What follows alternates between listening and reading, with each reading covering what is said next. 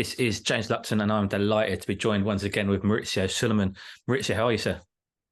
Fine, James. I'm very happy to be once again with you. Thank you for joining me. Recently, we had a very, very good victory for David Benavidez Jr., one of your champions, beating Demetrius Andrade. And the first thing that everybody has said after that fight is, when is he fighting Canelo Alvarez? Let's talk about that fight. Again, just how big a fight is that for the WBC and for the sport of boxing? It's a huge fight. The world wants to see the fight. Benavidez looked tremendous in defeating Andrade. Canelo looked tremendous in his last fight with Charlo. He made adjustments in his camp because Canelo was, believe it or not, distracted and not focusing 100% in boxing. While many champions in the past get these type of distractions in alcohol, drugs, or traveling, or parties, or this, Canelo was doing it playing golf. So he's a great athlete. He's very professional, and he really was a different fighter against Charlo. And now with Benavidez graduating and getting a position of himself in the boxing world with such a statement, it leads to be one of the greatest fights that we all can see in 2024. The other name that is linked with Canelo Alvarez is Terence Crawford. Now, I know there's a bit of a weight discrepancy between the two, but they look like they may look to try and work something out. Again, just how big would that be for boxing? Because they're two, undisputed champions. They're both huge household names. They're massive at their own weights in their own right. How big would it be for those guys to meet? Would it be similar to, say, Sugar Ray Leonard and Donnie Lalonde back in the day when they came down and met in the middle? Well, that's a great example. Terence Crawford made such a statement back in July, knocking out Errol Spence in a fight in which Spence was a favorite, slightly, but he was favorite.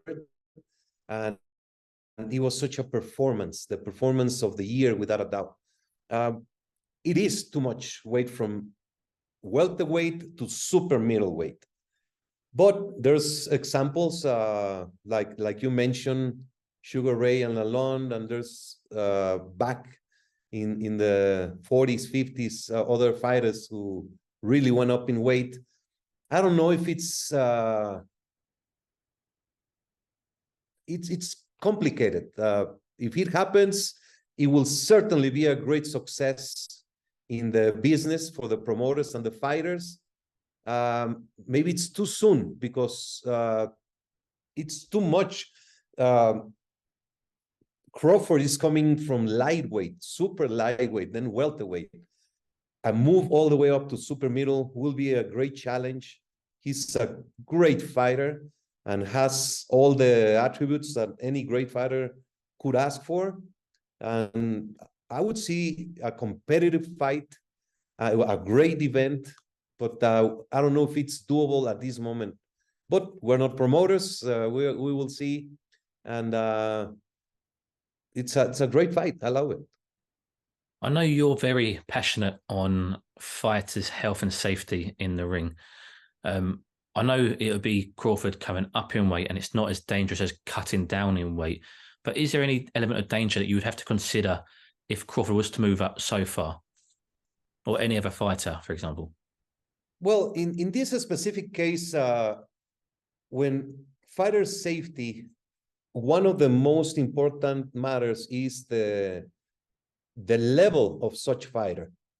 So Crawford is an elite fighter. I do not think he would be in any risk fighting Canelo over than any other fight, because he's a very talented fighter, well-conditioned. He's an elite level. But if you have a four-rounder taking a fight with a different level of opposition, or great dehydration, or no training, that's when the dangers come into place in boxing.